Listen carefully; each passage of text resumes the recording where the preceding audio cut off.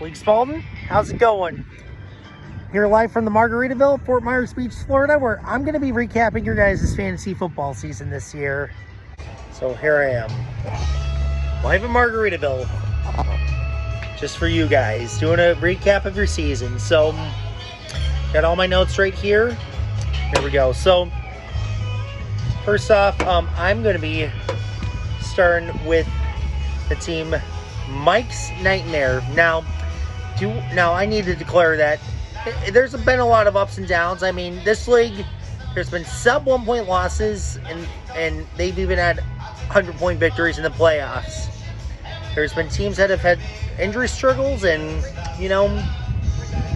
sometimes it doesn't all work out. And I'm going to dive into this league's fantasy season, team by team. That was based off of the draft order, which I originally did by the random draft generator. So, again, first off is Mike's Nightmare, who at the time seemed to have won the Christian McCaffrey sweepstakes. However, we all know that did not happen. I mean, Luke Spears, he was trying to weather this storm that he won, all because he got CMC, so he really took a tumble quite fast, and he was looking at last place in the league, but he pulled through big time in the toilet bowl, but it was just barely. Oh, I'm sorry, I misread it. It's called Milk's Nightmare, but Milk's Nightmare, oh my god. Not a good year for him.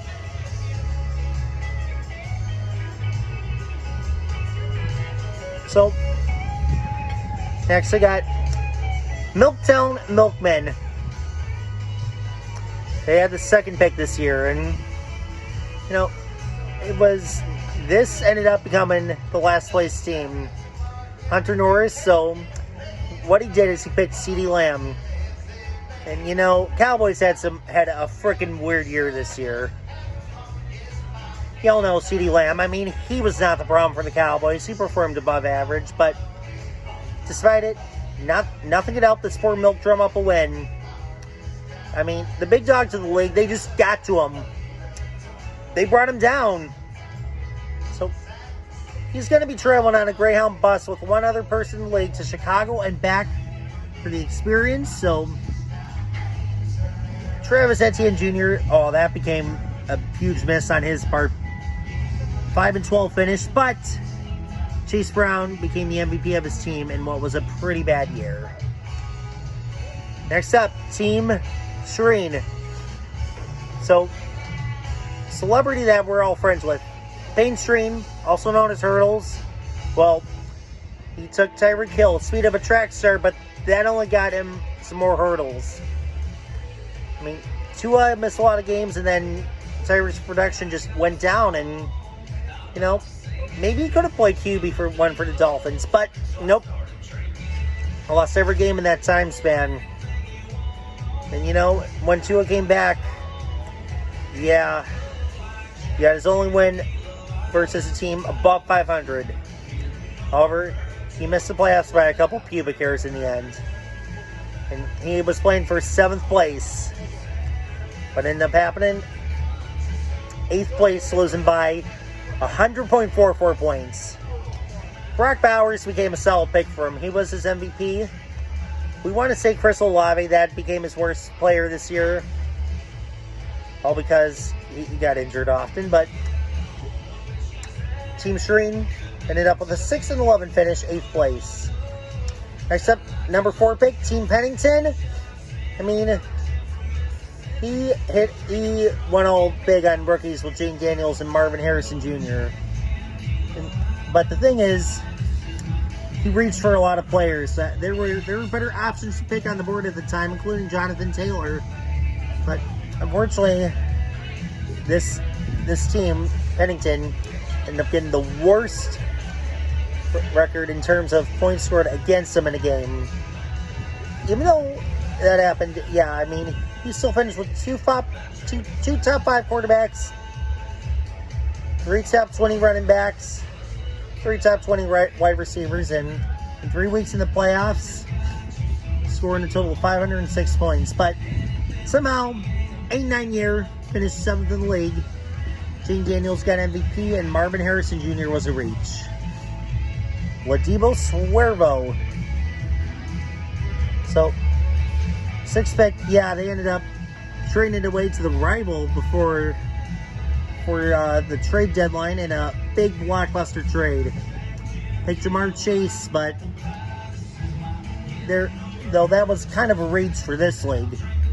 He ended up becoming the top wide receiver, but general manager Brandon Cabrera ended up trading Jamar Chase and David Montgomery, and in return got Lant McConkey, Terry McLaurin, and Alvin Kamara. But after that trade, that was it. Deebo Swervo was done. And in the first round of the playoffs, I mean, he was eliminated, but he barely got there. It was the 6th seed and lost by 0.86 points. And, you know, after the season was over, Brain wanted to give a shout out to the only person who week after week put up tons of points and was instrumental in the fantasy team's success. Well, guess who it was? Deebo Samuel. His MVPs go to Ladd McConkey, George Kittle, Devon Achane. Worst player was Deebo Samuel, 6-11 record in the playoffs and 6th place in the league. Team Shaw, they ended up picking 7th and got picked number 7 at number 7, Bijan Robinson of the Atlanta Falcons. The newcomer to the league, Aaron showed the boys what kind of grit and determination he got. He started off 8-2, but he lost 3 straight games to caught up a contention for a first round bye in the playoffs, but got the number 3 overall seed. Ended up winning that first round playoff matchup by less than a point, but then the eventual champion, number 2 seed team, annihilated him by 46 in the second round. But he's going to come back. He secured 3rd overall place this year. Lamar Jackson, Puka Nacua, Bijan Robinson. My God, that's a solid combo right there. But Tyler Lockett, I always pick him too.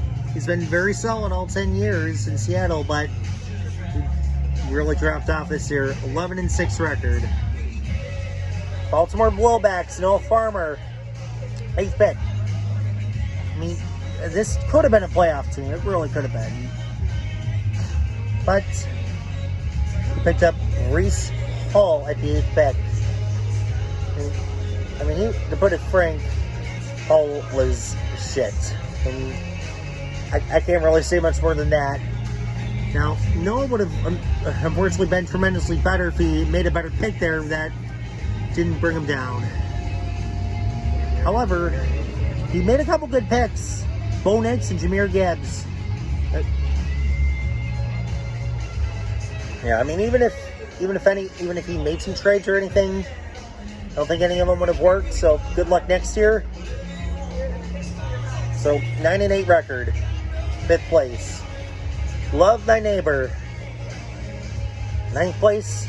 This is Jake Spears, and with a major shakeup in fantasy this year, he picked Justin Jefferson, and he dropped all the way to the second last pick in the first round. I mean, he was loaded. He was just freaking loaded. But they all got something in common. They came up short of the ultimate goal each and every manager set out to compete this year, which was a championship, and 4th place overall. A couple big rookie receivers hit for him, and Malik Neighbors and Brian Thomas Jr. Russell Wilson still did not get back to his old self for him, so nope. It was 4th place. Skippy the Dumbass Penis said, my God, I mean, everyone knows the saying, we saved the best for last. However, for this league this year, the team that had the last pick of the draft, with a GM that drove home from a golf scramble in the pitch black at night, and of all places to draft, of all places, he drafted his team driving down the interstate and ended up getting the last pick of the first round. So, this year, the person who, in the first round, made the best pick of the entire draft was the one that got the last pick in the first round. Saquon Barkley. My God. Skippy the Dumbass Penis said, man, it was looking like maybe it would be that way when he got that last pick, but nope. he masterminded a trade to get Jamar Chase and David Montgomery away. Which, you know, some could describe as a slime ball but not Skip. He's a very fair and honest man that looks out the needs for others, offering them max value for their trade-ins, unlike GameStop. Yeah, I get that. GameStop didn't even give me a good deal for my Xbox One. The victory against Henry Tom in the championship that ended his season with an 8-game winning streak and a 16-year championship drought. So, Skippy the dumbass penis said, you were quite a smartass this year. I mean, Chase, Sparkley, Bucky Irving, that led you to a 13-3 record, champion of the league.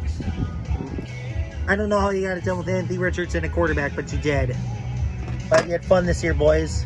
Glad you could do it all. Enjoy the playoffs.